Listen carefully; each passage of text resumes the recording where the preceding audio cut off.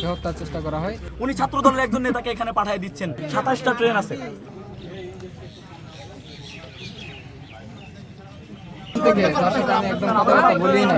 উনি হচ্ছে আমাকে ধাক্কা মেরে হচ্ছে, যেহেতু আমি সিটির দিকে ছিলাম, আমাকে হচ্ছে খুব সহজেই ধাক্কা মেরে তারপরে সামনের জন্য হচ্ছে আমার কাঁধে ধরে এবং এক হাত কাঁধে আর এক হাত হচ্ছে কলারে ধরে হচ্ছে মাঝখানের যে দুই বুকির যে মাঝখানের যে ফাঁকা অংশ ওই জায়গায় নিয়ে যায় এবং আমাকে হচ্ছে ওইখান থেকে ধাক্কা মেরে বাইরে ফেলে দেওয়ার চেষ্টা করা হয়, আমাকে হত্যার চেষ্টা করা হয়। সৌভাগ্যবশত দরজাটা হচ্ছে অর্ধেকটা লাগানো থাকার ফলে আমি হচ্ছে দরজাটাকে কোনো রকমে আঁকড়ে ধরি এবং হচ্ছে নিজেকে হচ্ছে ট্রেন থেকে চলন্ত ট্রেন থেকে হচ্ছে পড়া থেকে প্রতিহত করি এবং হচ্ছে প্রাণে বেঁচে যাই। হয়তো আমি মারা যেতাম। আলাদা রেল স্টেশন করতে বলতেছে কিছুই না।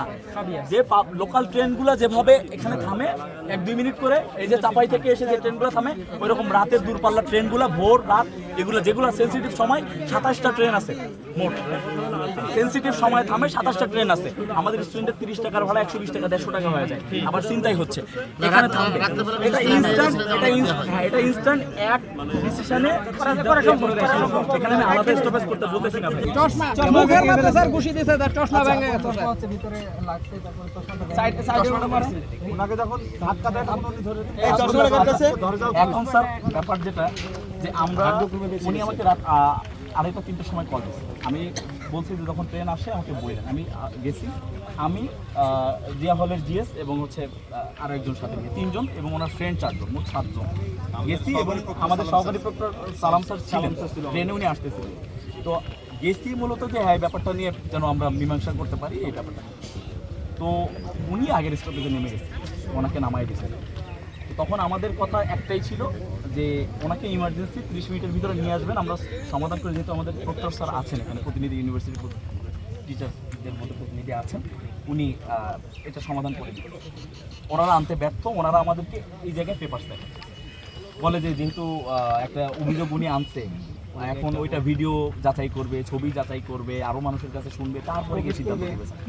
এখন আমার সমস্যা একটাই, ওনাকে আবার লিখিত অভিযোগ দিতে বলছে। তখন আমি বললাম তাহলে এভাবে হবে না, আমাদের ব্যবস্থা নিতে হবে। তারপরে এসে স্যার আমরা এখানে অবস্থান নেওয়া, উনি যেহেতু আইন বিভাগের শিক্ষার্থী, ওনার অপরাধ একটাই স্যার, উনি ওনাকে ঘুষ নিতে দেখছে। এবং আপনারা স্যার খুব ভালো করেই জানেন স্যার যে প্রতি বছর কোটি কোটি টাকা ভর্তুকি যাচ্ছে, মানে ইয়া হচ্ছে লসে যাচ্ছে শুধুমাত্র এই একটা সেন্সিটিভ জায়গা রেল। এটার দায় হচ্ছে এই 1000 যাত্রীর ভিতরে 400-500 যাত্রী যারা বিনা টিকিটে ভ্রমণ করতেছে। আজকে মানে নগর প্রশাসক যিনি আছেন, উনি ছাত্র দলের একজন নেতাকে এখানে পাঠিয়ে দিচ্ছেন ওনার বার্তা দিয়ে। কেন এখানে আন্দোলন যারা করতেছে ওনাকে কেন কল দেয় না? এটা দায়িত্ব ওনার। আমি ওনার নাম্বার ম্যানেজ করে কল দিতে পারছি, উনি ওনার নাম্বার ম্যানেজ করে কেন কল দিতে পারেন? দ্বিতীয় ব্যাপার হচ্ছে ওনারা সাময়িক বরখাস্তের একটা কথা বলতেছেন। আপনারা দেখেন একটা গভর্নমেন্ট অফিসে বা আপনারা যারা সাংবাদিক আছেন, আপনাদের অফিসেরও কি এমন নিয়ম আছে যে এই যে হাতে লিখে কোনো বরখাস্তপত্র কি দেওয়া হয়? সাময়িক বরখাস্তপত্র এই যে দেখেন হাতে লেখা, তারা ইনস্ট্যান্ট হাতে লিখে দিচ্ছে, মানে পরিবেশটা ঠান্ডা হয়ে যাওয়ার পরে তারা জেলাও সেই কদু